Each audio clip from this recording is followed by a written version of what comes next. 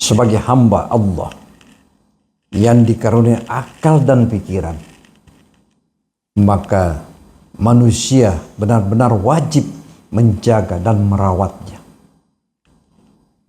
Karena akal dan pikiran adalah merupakan anggota badan yang paling pokok. Mari kita tingkatkan nilai-nilai iman kita kepada Allah Subhanahu wa Ta'ala. Karena hanya dengan takwa manusia akan mendapatkan kedudukan yang tinggi di sisi Allah Subhanahu wa Ta'ala dengan mendapatkan sesuai dengan firman Allah. Inna akramakum indallahi atqakum. Sesungguhnya orang-orang yang paling mulia di sisi Allah adalah orang yang lebih takwa di antara kamu sekalian. Mari kita melihat satu potret perjalanan air-air ini. Betapa besarnya kita melihat kasus-kasus yang sangat besar. Mulai yang namanya kasus korupsi di mana-mana. Kasus judi online. Ya, kasus pembunuhan. Ini semakin besar. Kita melihat satu potret peristiwa air-air ini.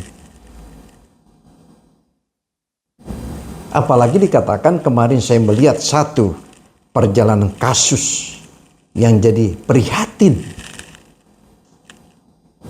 dan melihat rakyat kita hampir di pelosok Indonesia ini melihat kasus Vina, termasuk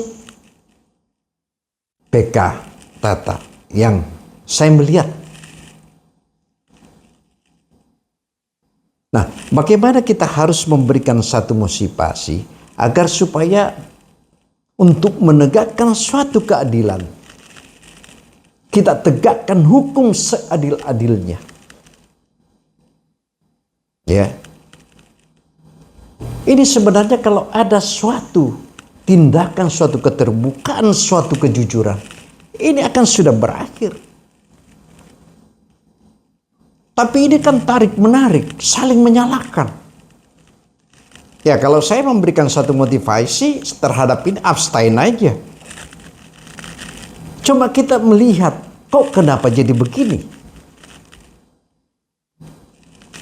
Ya, semua kita melihat kasus, peristiwa-peristiwa yang kita melihat.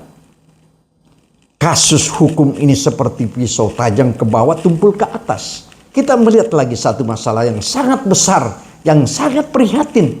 Ialah kasus peristiwa di Surabaya. Kita melihat itu.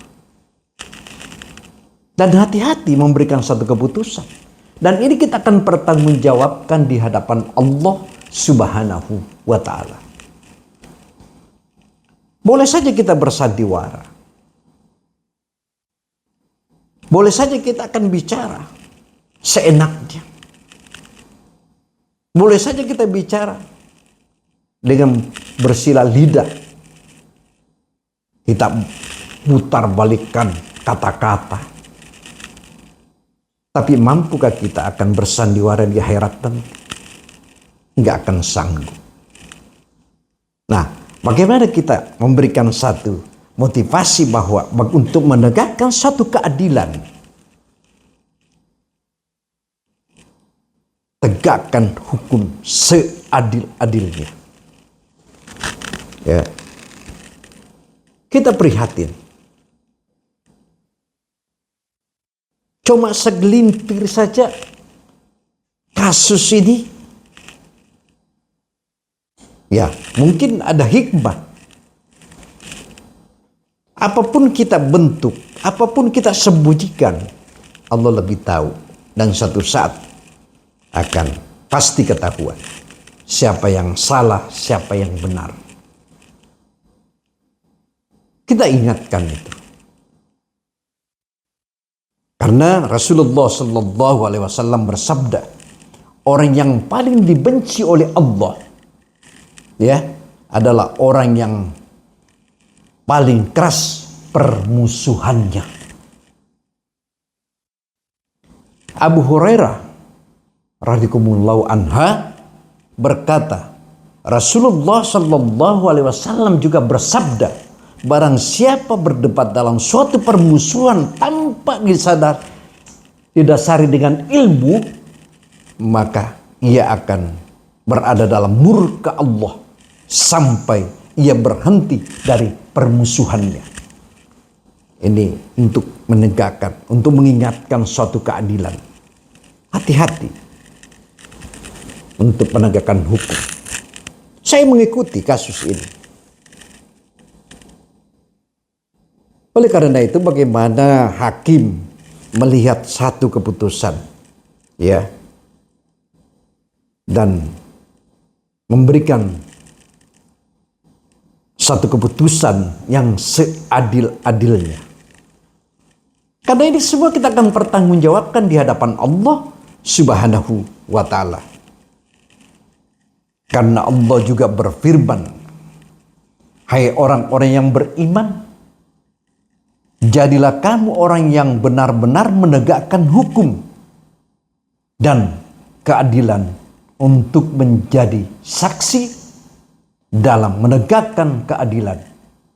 Karena Allah, walaupun terhadap dirimu sendiri ataupun ibumu dan kaum kerabatmu, jika dia kaya ataupun miskin, maka Allah lebih utama dan lebih tahu atas kemaslahatan keduanya.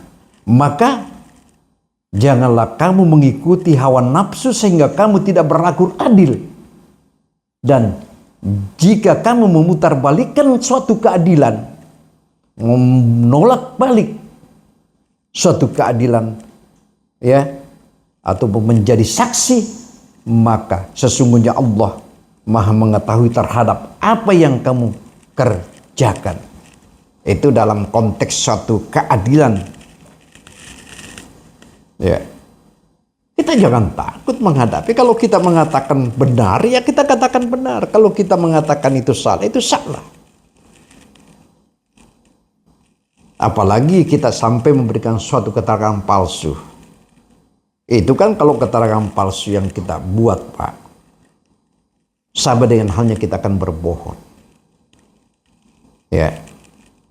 Dan sangat besar pertanggungjawaban di hadapan Allah Subhanahu wa Ta'ala. Kita ikuti. Ya. Kemarin itu saya mengikuti PK Tata. Dan saya cuma memberikan satu statement dan abstain memberikan satu keputusan. Saya sebagai ustadz cuma bisa memberikan satu jawaban. Mari kita sama-sama untuk meningkatkan nilai-nilai iman kita kepada Allah Subhanahu wa Ta'ala.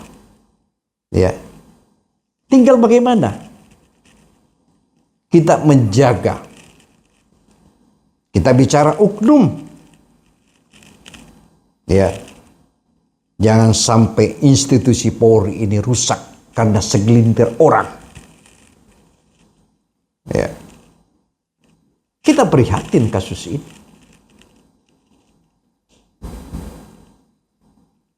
Oleh karena itu, bagaimana kita memberikan statement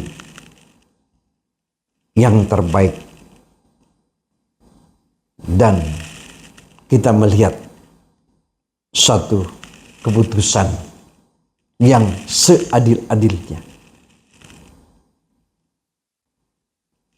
Untuk itu mari kita tingkatkan nilai-nilai iman kita kepada Allah Subhanahu wa Ta'ala. ini jangan sampai kita menjaga, Pak. Kita sayangi institusi Polri kita ini. Ya. Karena institusi Polri ini sangat melindungi rakyat. Sangat melindungi masyarakatnya. Kita jaga institusi Polri ini. Ya. Bagaimana dicintai.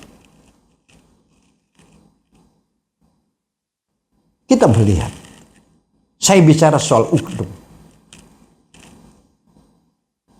Saya juga banyak teman-teman di kepolisian. Dan saya pernah sering mengingatkan. Kita jaga baik-baik institusi Polri ini. Luar biasa, Pak. Kita harus jaga sebenar-benarnya. Ini saya cuma mengingatkan bagaimana kita harus menegakkan hukum seadil-adilnya. Karena kenapa? Pertanggungjawaban di hadapan Allah Subhanahu wa Ta'ala sangat besar dan sangat berat. Hati-hati, Pak. Kita melihat karena kasus Vina di Cirebon ini ditonton hampir pelosok di Indonesia ini. Nanti kita lihat. Saya memberikan satu statement seperti ini karena melihat akhir-akhir ini semua bermasalah. Ya, jangan sampai rakyat kita, masyarakat kita tidak mempercayai lagi hukum, tidak mempercayai lagi keadilan. Kemana lagi mereka kalau sudah tidak mempercayai hukum dengan keadilan? Rakyat kita. Mari kita melihat satu potret. Kita melihat satu kasus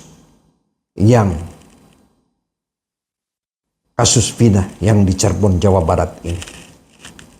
Untuk itu mari kita sama-sama saling mengingatkan bagaimana memberikan satu keadilan yang sebenar-benarnya. Ya, karena jangan sampai masyarakat kita, rakyat kita sudah tidak mempercayai satu keadilan. Ya, karena kita melihat jangan seperti pisau, tajam ke bawah, tumpul ke atas. Mari kita lihat. Karena kenapa? Disinilah kita harus memberikan satu keadilan yang sebenar-benarnya. Karena kita melihat menimbulkan perselisihan dan perdebatan dalam menyebutkan berbagai larangan yang sudah ada sebelumnya, ada perencanaan untuk melakukannya. Padahal perbuatan seperti itu dilarang oleh Allah Subhanahu wa Ta'ala. Karena kenapa Rasulullah Sallallahu Alaihi Wasallam bersabda, barang siapa yang menghindari perdebatan padahal ia benar, maka Allah akan bangunkan sebuah rumah untuknya di surga yang paling tinggi. Coba. Dan barang siapa yang menghindari perdebatan padahal dia berada di pihak yang salah, maka Allah akan bangunkan rumah untuknya di surga di bagian bawah. Kita melihat. Mari kita sama-sama melihat, mengikuti kasus-kasus ini. Dan banyak akhir-akhir ini. Semua kita melihat. Mulai dari kasus Jawa Barat, kasus Jawa Timur, kasus Sumatera Barat. Melihat satu sebuah potret ini, satu keputusan. Kita melihat itu. Nah, bagaimana jangan sampai kita terlena melihat suatu kasus-kasus ini harus ada keterbukaan, harus ada suatu kejujuran. Karena kenapa? Kejujuran adalah satu keberkahan, keberkahan adalah satu ketenangan jiwa yang kita rasakan.